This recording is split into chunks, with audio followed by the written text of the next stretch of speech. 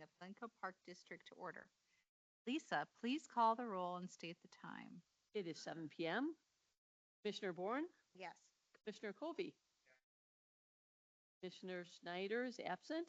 Commissioner Spector. President Spain. Yes. Okay, consent agenda items A, B, and C are routine. Does any commissioner want any item pulled for the consent agenda items? Michael, did you have a comment on the minutes?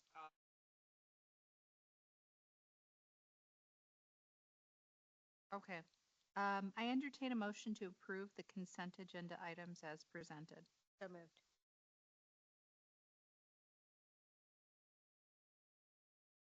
Do Do I have a second? Okay. Second, okay. Roll call vote, please. Commissioner Bourne, Yes. Commissioner Colby. Yes.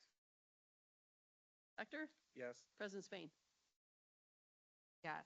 Okay, so now we're moving on to the truth taxation hearing. And we don't have members of the public in attendance, but okay, a hearing is not required by statute due to the fact that the levy increase is less than 5%. Transparency, we have decided to hold a hearing, although not required. Appropriate public notice has been served. So I declare a public hearing open to your questions and comments on the levy ordinance, but given that I do not believe we have any members of the public in attendance, the public hearing is now closed. Can I make it should say 2024 tax year. You said 2025, it should be, for the approval of the ordinance, I'm sorry. The next one? Yep, Okay. sorry, my bad.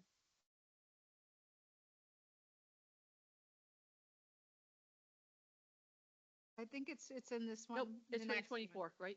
So Correct. yes, I entertain a motion to approve ordinance number 969 levying the taxes for the 5 tax year. 2024 tax year. Yeah, we're in the year. Where is the 2025? It was on the agenda.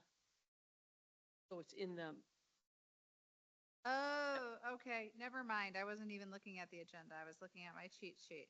it's correct on the memo, it's wrong on the agenda. Okay. Sorry. No, that's not bad. All right. So I'm going to amend my motion. I entertain a motion to approve ordinance 969 levying the taxes for tax as presented. Second. Question on that.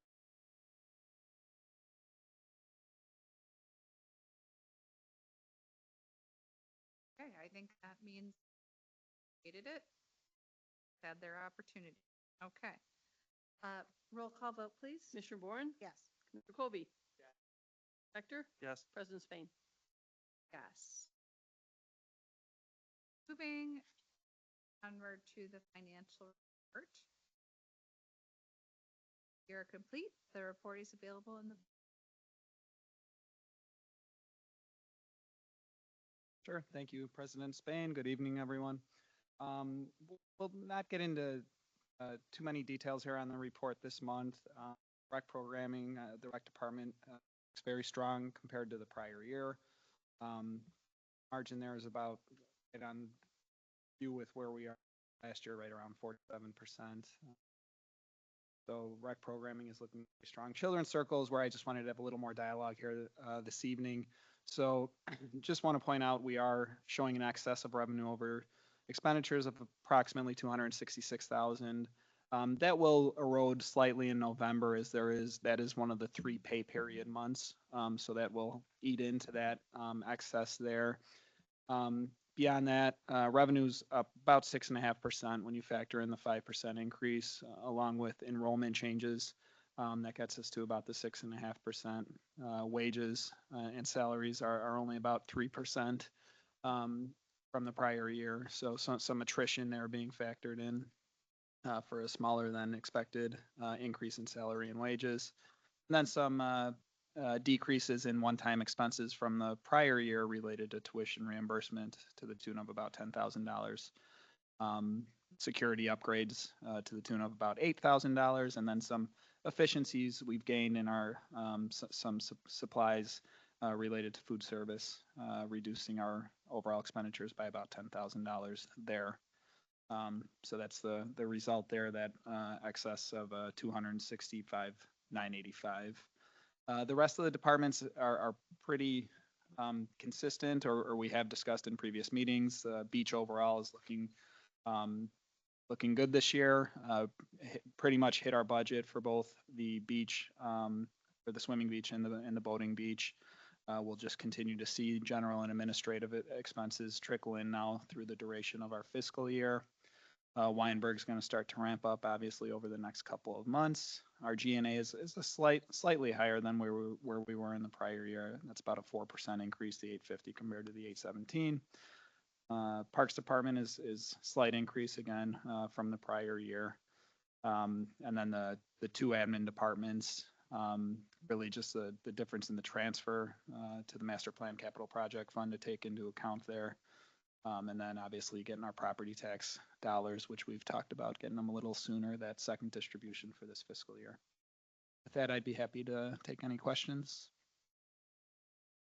Yeah, can you remind me why the excess was greater for Children's Circle in 21 and 2022? It's, That would have been grant revenue related. Grant There were revenue. significant grants received in those, childcare restoration grants were received in those two Okay. years. and can you remind me, did that offset extra expenses for those years? So that would have been spent down, that wasn't, by the end of the fiscal year, we weren't looking at an unusual surplus or? The expenditures that they were meant to offset were salary related, which those were applied then ultimately to salaries. Okay. So it wasn't like a major capital project where we were reimbursed via the grant. It was primarily to fund salaries, Bobby. I don't know. Yeah, and then there was a specific grant related to a childcare bonus where the number of staff we had, we were able to specifically, it had to be given as a bonus to them. So I believe that was in 2022. It also let us get reimbursed for specific cleaning supplies, gloves, masks, other things related to the pandemic itself. Okay. We were talking about, is there a chance that Children's Circle won't be able to cover indirect expenses? Are they, given the surpluses that we're seeing, are they able to cover all direct and indirect? Do you think? So this number does not measure really all of the expenses. There is the IMRF, there are the IMRF expenditures, which are paid out of a separate fund. There's FICA and Social Security, which is paid out of a separate fund. But So those have their own levy, right? they have their own levy, but in theory, if you're levying, obviously you're pulling from the other operating levies that we could be taking into our corporate fund and our recreation okay. fund. So there's just a piece of the pie. So the IMRF fund and the Social Security fund's piece of the pie has to be bigger, obviously, which makes the rec fund and the corporate fund not have, not able to have as large of a levy. So, you want to factor that in. There's really no capital expenditures factored in to that number. And obviously we budgeted, to have about a $100,000 surplus on the $2 million, so about a 5% for the current year. We're doing much better than that. But again, we point to the staff attrition that we experience, and we want to. Bobby could probably speak to the optimal staffing model that we would have down there. I know we do a lot with our full-time staff and having to deal with the challenges that come along with the staffing. So if we're optimally staffed and then factoring in those expenditures that are paid out of separate funds, I would say we would probably be pretty close. Historically, pre-pandemic, we were around an 8% net margin was kind of what our target was. So 5 to 10, we made a large change to our staffing models, obviously with the addition of 9 full-time assistant leads. We were not sure what that was going to look like with paid time off, with what the structure looks like, with being able to take sick time. And I will say last year was a very inconsistent year for our staffing levels. It was very, very challenging. It has been less challenging. It's still challenging, and it still continues to be a challenge every day with people calling out and full-time staff filling in. but it is the day-to-day worries we had last year are not as bad as they were. So we're starting to see a little bit more of a return to normal, and hopefully think the staffing model will continue to pay off. In addition, we also invest from our capital funds into infrastructure for just ELC, Children's Circle, DJK. As far as the playground, we added shade structures last year to that site, and we're looking to add more play space next year. So in addition to that, we kind of use some of that money, or some of that money goes into capital projects that are just used for those programs. Yeah, and it's hard to quantify. We've talked about it multiple times, but the Children's Circle families become very loyal Park District families, and they do camp. They end up in after school program with Kids Club. They're taking enrichments. They're taking art classes. They're taking basketball. They're buying beach passes. So they're one of very loyal, which Yeah. It's hard to quantify that as well. So back to your point, I think we're getting back to the break even Mhm. budgeting for Children's Circle. So they're paying for all their direct and indirect expenses. We're almost there. That's good.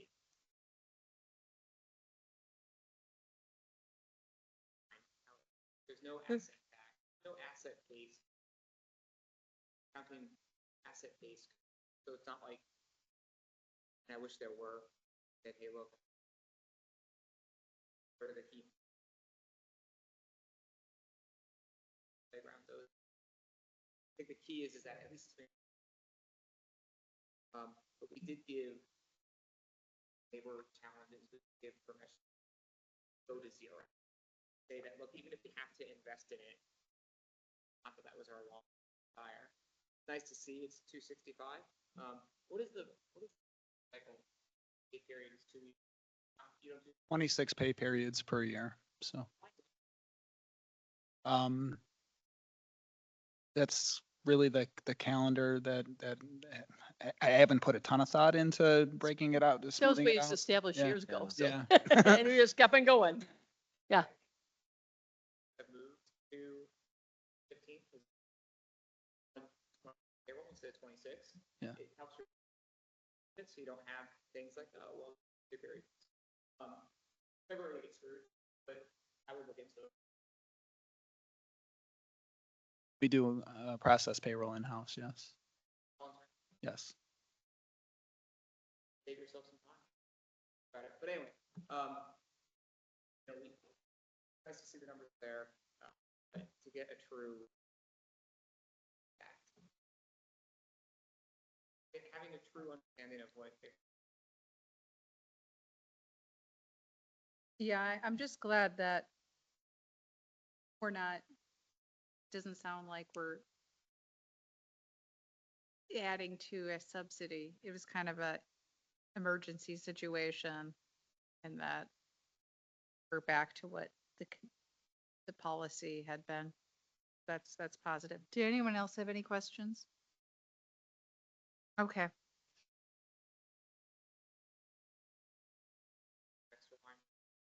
That's ICE operations.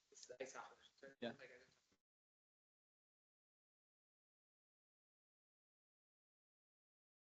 Where does that go? There is some operating capital related to some repairs to the compressors, but it's probably in the 20,000 Pretty a year. minimal compared to. Okay, well, if there isn't any further discussion, we can move on to the executive director report. Excellent. Just a reminder, you should have all received the email, but we have our annual holiday recognition party on Friday, December 13th. And this year it'll be at the Weinberg Family Recreation Center, a little mystery party. So it's Nightmare on Randolph Street. So great job with our committee. Lisa, I didn't get that email. Well, what time is it? It starts at 5:30, right? Can I bring Yeah, it? 5:30. No, it's no kids. We should Say make Mike's sure that- not home that Yeah, night, it's no so- kids. Unfortunately, it's no kids. Maybe I can get your daughter to babysit Yeah, them. that's Thank you.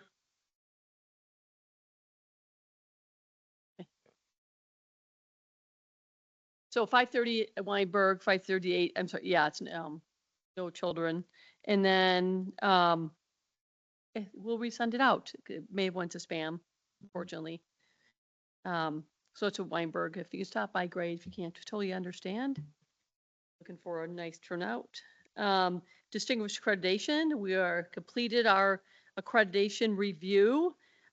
We had an outstanding score in all sections, higher than last time, with a total preliminary score of 502.63 out of 500. I know you can say how to out of 500. We got bonus points, so I think there's like possible 4 bonus points. So we have 502.63. According to our team leader, that has been one of the highest in the state. So we're very proud of that accomplishment. And kudos to the whole team.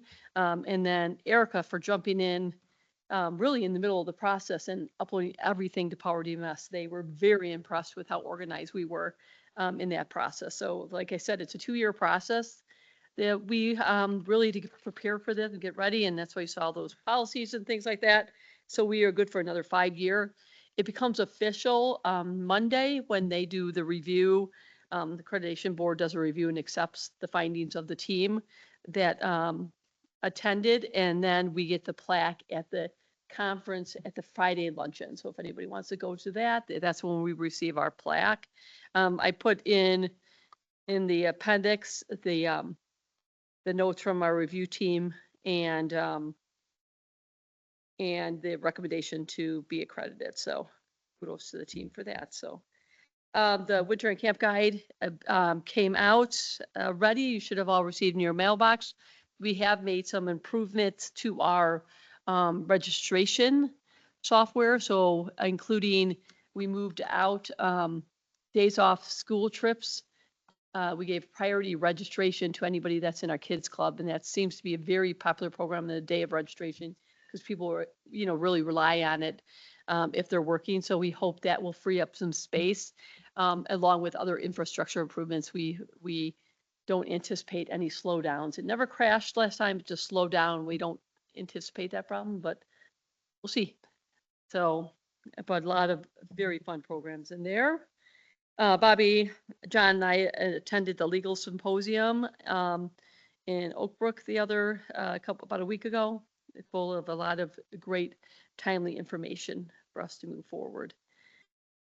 You want to talk about the salary survey? Sure. Yeah, we are in the middle of working through a compensation study. Our payroll policy does dictate that we have a periodic compensation study performed by an external consultant. The last time we conducted a study was in the spring of 2021, so it was actually right before I had started. We used Corn Ferry at that time. We've engaged with MGT Solutions, who merged with GovHR earlier this year. So we're working with them on the compensation study. Surveys went out to neighboring districts last week, and we're expecting to have the results of the study by the end of the calendar year. All right. The ice rink at Weinberg Family Recreation Center opens up the day after Thanksgiving. Bobby and Kyle, I'm going to throw it to you. Yeah, so Lisa just mentioned it's opening up November 29th. It's hard to believe. I feel like we just closed the beach. Starting at 11 a.m. we'll be open for free skating to the community on that day, as we traditionally have. We're watching the weather. We're looking to lay ice at the end of this week, over the weekend, potentially. The long range forecast for Thanksgiving looks cold and dry, which is very good for ice making. So fingers crossed. It looks like it's in the high 20s, low 30s. We did have staff training this past weekend, so it was great to see our staff getting ready. You will notice in the packet that pass sales are lagging last year. Obviously, with opening a new facility, there's obviously great excitement. People buy their passes ahead of time. We hope with the colder weather and with the ice rink opening that those pass sales will catch up. We traditionally see very strong pass sales in the first couple of weeks of the rink. Also, I think I was going to mention school days off. Lisa already alluded to that we've seen very strong enrollment. The average enrollment last year was 35 in the fall. This year it's at 62. So it's a pretty significant increase. We put some processes in place to give priority registration, as Lisa said. We've also added some half-day programming on sports camps on the preschool side and the youth side. And we're looking to also add some additional full day to take some capacity constraints off of the kids club school day off and the trips. There's obviously a high demand in the community to either have care or have an option for kiddos on those days when they want to burn off energy and be out of the house and to do recreation. So we're looking to continue that, and we'll look to keep rolling that out. Also, kudos to Bobby and his team that we will be offering FSA, which they already started registration for out of Berlin Park with the cooperation of District 35 using their gymnasium for inclement weather, and then also Game On Sports Camp for girls, and that will be held out of Weinberg and South School if it has inclement weather. So those are two great additions to our camp already versatile camp offering. So, and those are open up to non-residents. So it's really a regional draw that comes here. So great way to showcase the park district on that one. The parks and maintenance team has been very busy with the end of fall, beginning of winter. And so the pickleball courts are down and ready to go. And they're set up for the winter season to get the skate rinks, and they'll be busy this weekend. Kind of throw to you about the tree nursery, if you could talk about a little bit about that. Sure. So the board might remember that we went through a tree care management and tree inventory project last year. We've implemented many of the elements of the management plan. One of them was a recommendation to investigate a tree nursery. So staff has been looking into a potential location to install a small nursery to help supplement or offset some of our tree purchases. We've kind of landed on Shelton Park as being an ideal location to install a small tree nursery. I've been working with the village to potentially collaborate on this project.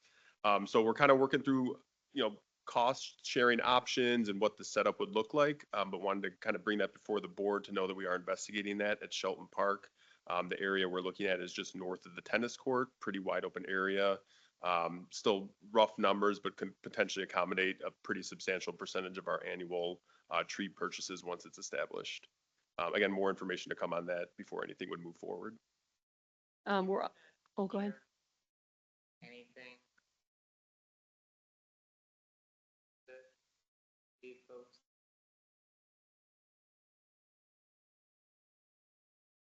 If we used to plant flowers, decided not to have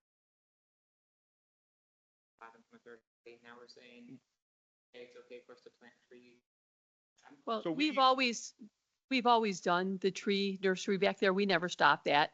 And Well- they were always very supportive. It was much smaller than we're talking now, but totally different between growing annual It flowers. was the annual Yeah. flowers was the big part of it because the annual Yes.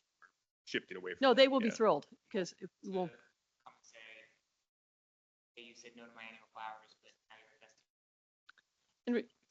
and, remember, and the trees are for our use in our park facilities. The annual flowers, what they were upset about is that, we were years ago acting as a nursery for people to buy the flowers. It just didn't make sense. And the ones that we still allow the Friends of the Green Bay Trail Community Garden to use the greenhouses. What we objected to was that our staff are paying for that, that thing. So we did for quite a few years have a staff member teaching them for a few hours a week. So that relationship, thanks to Kyle, has never been better. I So, think the support will actually be there from Friends of the Green Bay Trail and Yeah. Community Garden for this type of work. we love that. Say, oh, you're picking this particular flower. Sure. And do that. It is apples and oranges, Trees and flowers. flowers, annual flowers. Yep.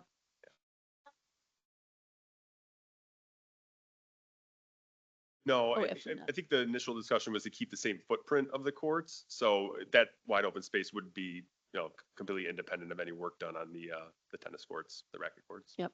And we will have community input before we do that. And we just figured we would roll that community input at the same time we're talking about the pickleball courts, which we will have to at the beginning of the year to have that discussion again so we can prepare for spring court resurfacing. So we'll just actually probably roll that and potential greenhouse. And we will be in talks with the village about the greenhouse placement over there too. We have a meeting scheduled for that too. We have a lot of fun events coming up. Oh, I was going to talk about, we also will start the rain garden on the corner of Vernon and Jefferson, and also the lakefront bluff plantings. I think tomorrow correct? or this week, I believe is when Yep. it's going in.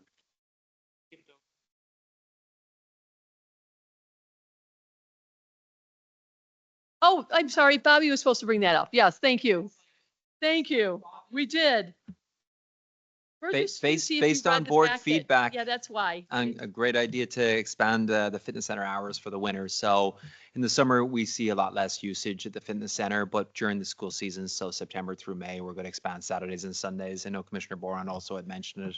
Our staffing levels have returned. We've been able to get some new building attendants on. So we're excited to expand that, which will also give us the opportunity to add more programming in the gym, open gym, programming later. So It's really relying on staff, and we've since have a resurgence of really good hires mhm, that we could trust to be there on a Saturday afternoon. So we're excited about that. that's starting, I think, the day after Thanksgiving. So Yep.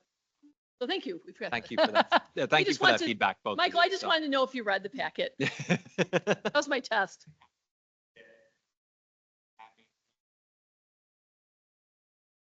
Oh, another accounting complaint. Okay, go on. Okay. We have a lot of exciting events coming up in the winter months. So December alone, we have, Welcome to Winter. I believe that's at the ice rink. Cultural carousel. So that's where we're going to celebrate different cultures and in a small way with children. So that's a new event. And then winter solstice visit with Santa and Itty Bitty New Year, a personal favorite. So.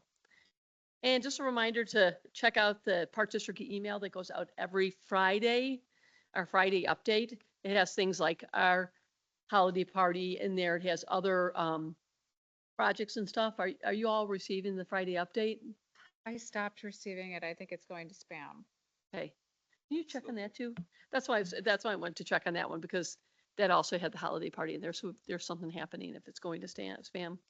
Because it used to come regularly and then all of Yeah. a sudden it Yeah, kind we of stopped. still issue it every Friday. So So there's a new spam filter, so we You get it? need to help you. Okay, so I could do that. Yeah. All right, So- I'll look. it looks like Carol and Michael. Yeah, that's. Yeah. Can you show them how to do that? Okay. There is a way to can go in announce it. spam and just release it, and it always will come. But Yeah. Erica can help you with that. So probably before you leave, she can do that for you really quick. Okay, well, I'm glad I asked that question too. All right. Any other questions on my report? Okay, that's all I have then. Actually, Oh, yeah. Oh, yeah. was this in there? I'm really looking forward to the plan for early childhood. I'm really curious about ELC. That, Yeah. we're gonna bring that up in December committee, so Okay. in just 2 weeks, Mhm. we'll show you. It won't be a finalized plan, but it's a start of the discussion point, so that's coming up in 2 weeks. So I request that we just defer any questions till then, Okay. because then we'll present that. But we just wanted to give you a heads up, and it's coming your way. Yeah, we have had a little bit of community input. Commissioner Boren was on the early childhood advisory a couple of months ago that we met too. So some of that feedback you'll hear in the plan too. Okay. We'll have a more concrete plan in the next couple of weeks at the December meeting. Okay. Okay, prior to the next action items, is there anything we need to go over? Like I'm looking at the IAPD Yep. delegate. Do So- we have? Yeah, I can go over a few of those things. So there's the IAPD annual meeting, so you have to appoint 2 people to attend that meeting. Any of the commissioners can, and then come down, or since I'm there, you can appoint me and Bobby as a second if you would like to do that, and we would be happy to go to that meeting for you. The approval for commissioners to attend conference, I just put on the memo for unnamed 2 commissioners if they want to go with set money. It has to be approved for commissioners to go to conference. So since sometimes people don't know until sometimes the last minute or a couple weeks before, if I could just have approval to have 2 commissioners attend conference, and then if they decide to, and after we sign them up, we'll report back to the board. So if I could have that. I'm also, this is my last year on the IPRA board as past chair, so I need to be down there more than the normal days. So that's on there for approval also. Okay. And is there anything else? And then the childcare benefit, it was presented at committee, but Mhm. Commissioner Snyder and Commissioner Bourne were not there.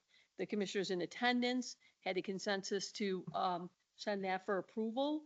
So I emailed to make sure Commissioner Snyder, Commissioner Bourne knew that this was discussed and what the outcome was. Commissioner Snyder, since he was not here tonight, indicate his approval for it. But Commissioner Bourne would like to discuss this a little Okay. bit more. We can have a discussion when we get to that item. So thank you. So I'm going to move forward with action item A. I entertain a motion to approve Lisa as the IAPD annual meeting delegate and Bobby as the alternate. So moved. Second. Any discussion? Roll call vote, please. Commissioner Bourne, Yes. Commissioner Kobe, Commissioner Spector, Yes. President Spain. Yes. Okay. I entertain a motion to approve two commissioners and executive director attendance to the IAPD IPRA conference from January 25th to 27th with expenses not to exceed a total of $2,570 as presented. So moved. I mean, Second. I got confused for a second. That's all right. Any discussion?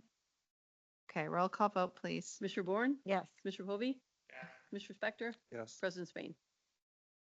Yes. Pardon me, it's at the Hyatt downtown. Able to attend, but I don't know yet. Okay, yeah, just let me know. We can duke it out later. Okay, case can do that. Okay. All right, so the next on the agenda is I entertain a motion to approve the addition of the full-time early childcare benefit to the full-time personnel policy manual, section 1.25.3.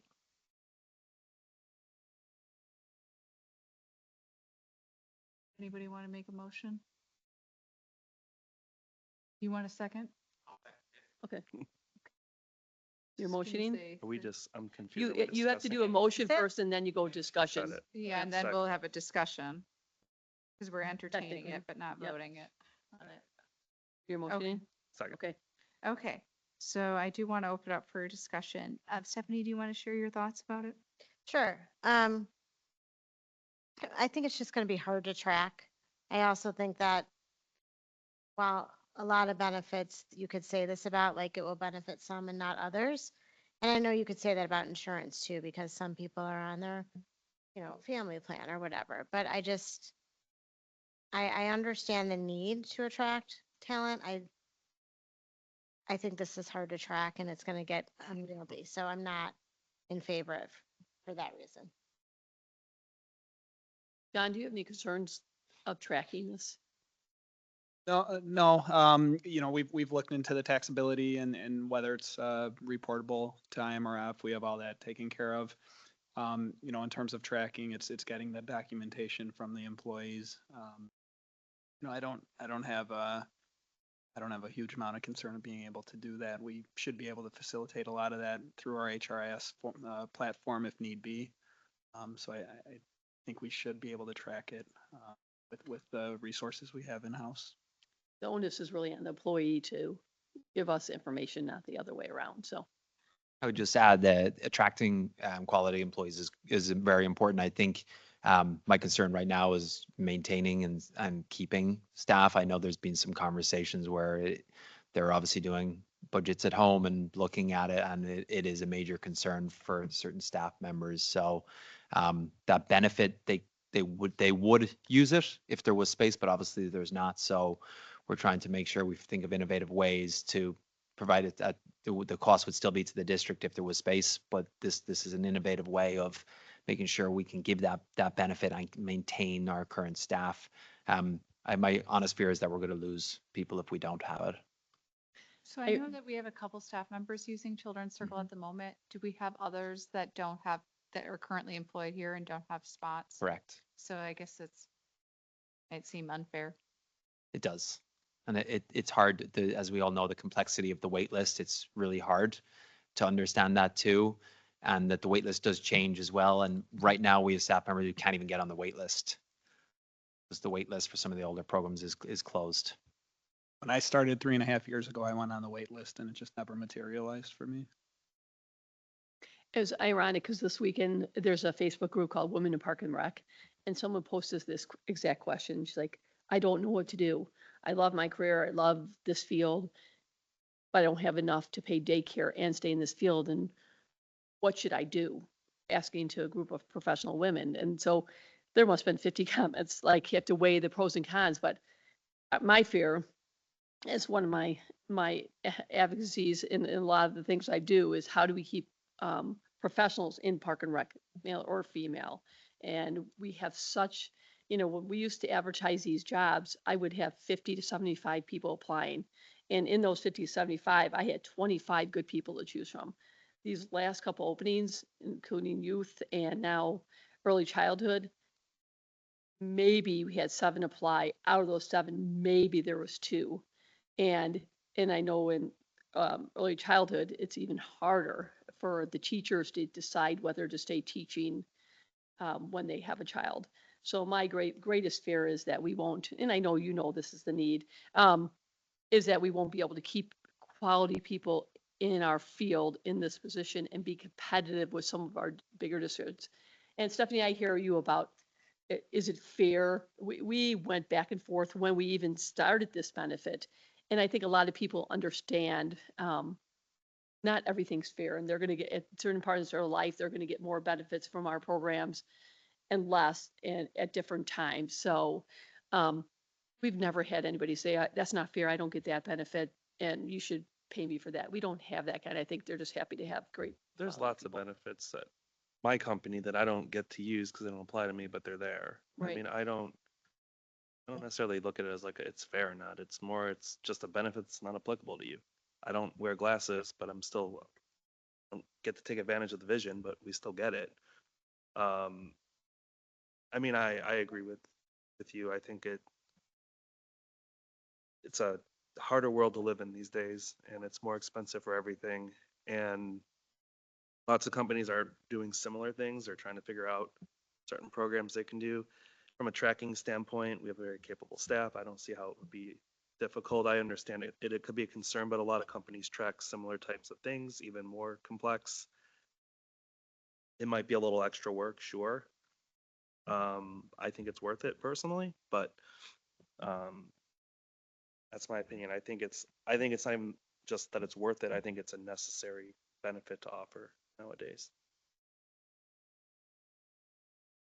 I mean,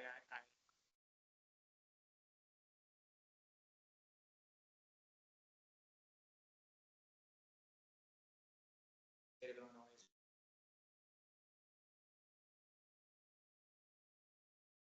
Mental health pays off. Years ago, we made a decision. I think benefits changing. Got 0 days of paternity leave. Now, I'm thrilled that they get that because so. If I had it, of course, times change, and I think a way give a benefits way in which we're not really. The other alternative I see it is to remove someone from our center and remove that revenue. Start case in there and give them the benefit that they deserve. Innovative way that revenue from that we have, some of that's offset. It's benefit we want to give our. I'm fine with it. I see what you're saying. It is complex. Complexities. You're saying times are changing. Fine with it. You guys, staff can handle it. No, I don't. Stephanie, did you have anything you wanted to add? No, I'm still not in favor of it, but it doesn't matter. I'm 1 out of 4, so it doesn't really matter to vote Yeah. for it. I mean, it's an additional cost to us, but I also think that in the public sector, we're competing against higher wages elsewhere. And really the reality is in order to have a not have a stay-at-home parent, you really need to have a six-figure salary to make economic sense to not drop out of the workforce. It also depends Unfortunately, where you we live. solve that problem for all of our society, but if we, I think this creates more equity across staff, and we've discussed that we can afford to do this benefit. Benefit to the district for retaining talent, so I'm for it. Is it, or do we have to vote on this every year? No, it goes into our benefits plan. Yep. Okay, so, if there isn't any further discussion, roll call vote, please. Commissioner Bourne? No. Commissioner Kobe? Yes. Commissioner Spector? Yes. President Spain? Yes. Okay, motion passes. Next on the agenda, we have a bond issuance discussion. Yeah, so just wanted to discuss the overall timeline now on the issuance of the 2025 referendum bond. So included in the packet is a calendar timeline for the issuance of the bonds. And really, to sum it up, this is just kind of the normal pace that you would issue these bonds. Everything's in kind of a normal timeline. And really just want to point out the responsible participants. So in that column, you'll see the district is responsible for a few things here. The first of which will be the reading of the bond ordinance. So we'll have that bond ordinance ready for the January 7th committee meeting. And then we'll be ready to vote on that then at our meeting in January, our board meeting. The bond sale is scheduled for February 11th at 10 a.m. So that's when the sale will take place. Closing will take place then in March, which will be our next fiscal year. So just wanted to kind of walk through the timeline if there's any specific questions on any of the tasks. But primarily we'll next step here will be to look for the bond ordinance, which will be presented and discussed at the January 7th committee meeting. That's written by our bond counsel, Chapman Cutler. So we'll be able to review that then in anticipation of adopting that ordinance. And if I recall, we have to update our debt policy. Yeah, we don't, so we reviewed our debt policy with our municipal advisor, PMA. We got some input from Chapman Cutler on a few things. So a few edits that we're proposing to the debt policy, we were planning on bringing those to the committee meeting in December for discussion, and then we could ultimately vote on those amendments at the December board meeting. Just cleaning up some wording and before we issue. Any questions, further discussion? Okay, is there any other business? No other business? I entertain a motion to adjourn. No moved. Second. All in favor? Aye. Aye. Okay, aye. Motion passes. Lisa, please record the time. Record 7:43. Wait till the December committee.